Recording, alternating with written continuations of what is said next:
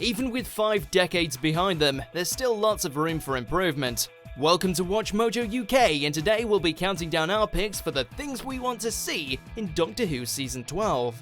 Before we begin, we publish new content every day, so be sure to subscribe to our channel and ring the bell to get notified about our latest videos.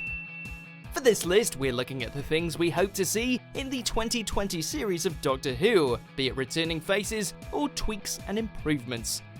Number 10. Less Sonic. Something many people have taken issue with is the 13th Doctor's newfound reliance on the sonic screwdriver. Ta-da! Ooh.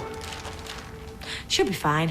Just one sonic screwdriver moment an episode, or maybe every other episode, is just enough to remind us that the Doctor has a few tricks up their sleeve. But 13, on the other hand, is hardly ever seen without it. By the way, this is our reference.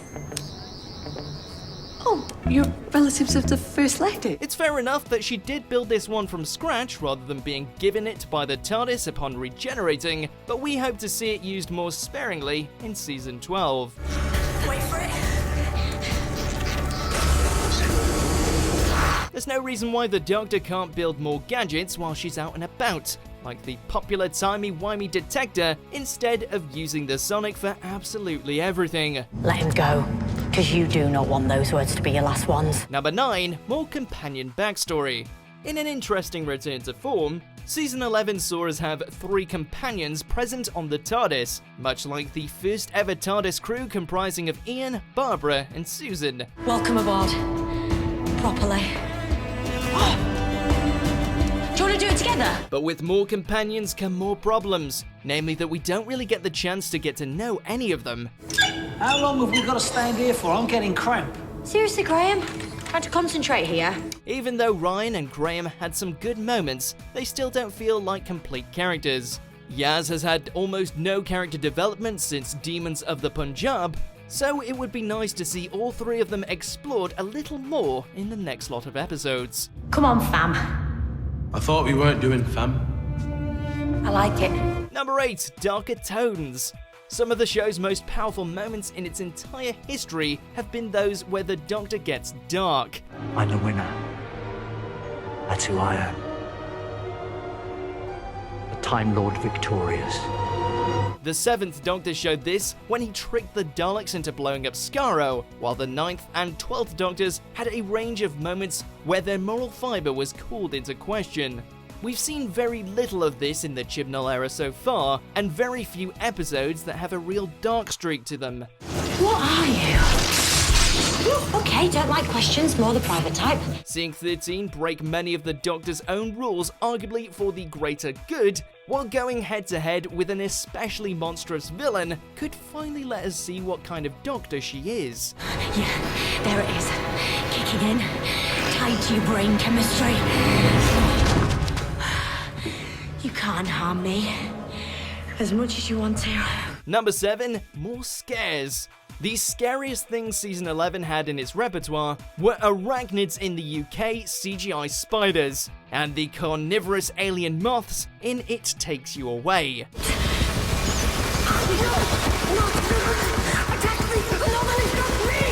Otherwise, Doctor Who's famous scares were hardly seen at all. The Moffat era and many of Moffat's episodes in the Davies era had some especially frightening monsters, including the Weeping Angels, the Gas Mask Zombies, and the Silence. Classic episodes were also famous for scaring kids and grown-ups alike, so it would be great for everybody if Season 12 would turn the scare factor back up again. You will never know. Number 6. More jokes. Doctor Who has always been able to balance its dark, serious moments with much lighter and funnier ones. And the Doctor always seems to have time to make a joke or a one-liner, no matter how dire their situation. What's that? Tongue? Tongue! Smart boy, biology. While there were some funny moments stemming from 13's constant name-dropping, Gallifreyan anecdotes, and her suggesting that she might or might not be Banksy, these seemed few and far between. No, pack it in. You ain't Banksy. Or am I? Without much seriousness either, the show walked a strange middle ground of neither being funny enough nor frightening enough to justify the lack of the other. But really, let the Doctor's famous sense of humour return. I reformatted your phone. No, all my stuff's on there. Not anymore. That nap did me the world of good. Number 5, a season arc. The closest thing season 11 got to an arc was the return of Tim Shaw in the final episode. But since he was a brand new villain, it was hard to feel particularly excited for his return. Tim Shaw. How long's it been? 3,407 years. Where previous seasons have had arcs like Bad Wolf, Harold Saxon, The Cracks in Time, and Missy, season 11 falls flat. If season 12 came back with a long-running arc, hinted at briefly in every episode to make the final payoff all the more engaging, it would be greatly improved. Okay, now that was impressive. Thank you. I aim to please. These subtle hints to a larger mystery are what keeps the audience coming back for the filler episodes.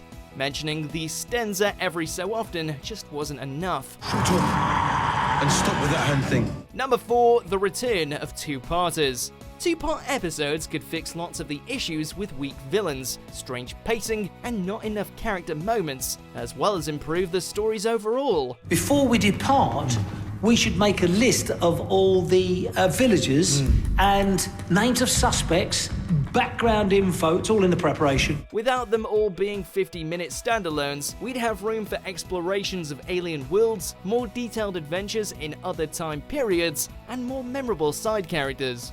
The classic show was always serialized, sometimes telling its story over half a dozen different parts. I can buy that this is the biggest ever witch hunt in England. Or I can buy it's an alien mud invasion. But both on the same day, I can't buy that. While this can make things feel a little slow, it can also make stories shine. We haven't seen two-parters consistently since as long as season 6, after all. Long stories would at least give us more time with our 4 crew members. Where to next? I was thinking... everywhere. Number 3, Old Companions.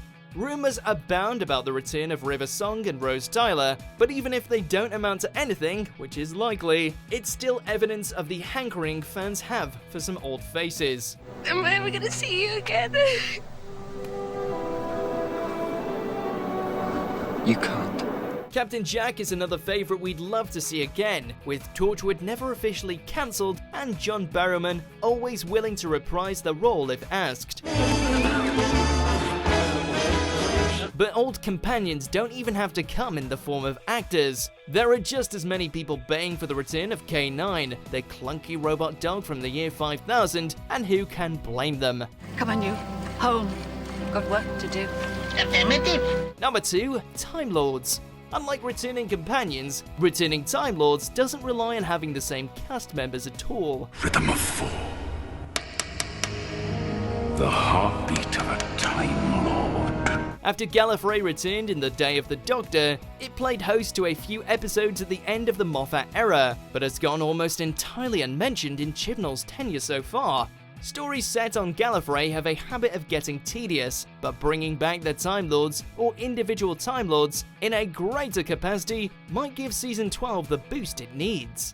Wrestle on the resurrected!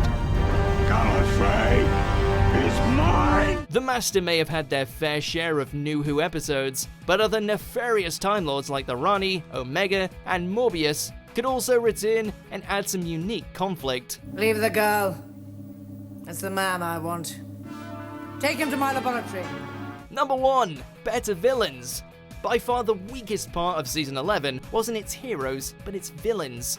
Chibnall made the bold decision of banning any and all returning foes, meaning we got a roster of entirely new and not always memorable figures for the Doctor to fight. You're not taking any human from Earth tonight. Leave now, or we're gonna stop you. Good luck.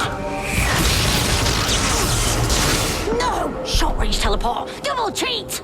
After the Daleks came back for Resolution and leaked stills show 13 with the Judoon, this could finally be at an end. Don't shoot!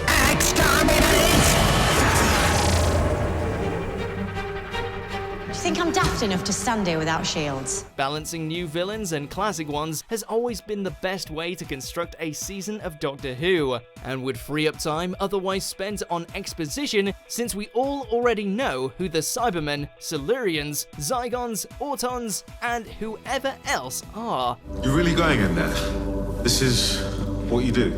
Yeah, you fancy a trip? No. Do you agree with our picks? Check out this other recent clip from WatchMojo UK, and be sure to subscribe and ring the bell to be notified about our latest videos.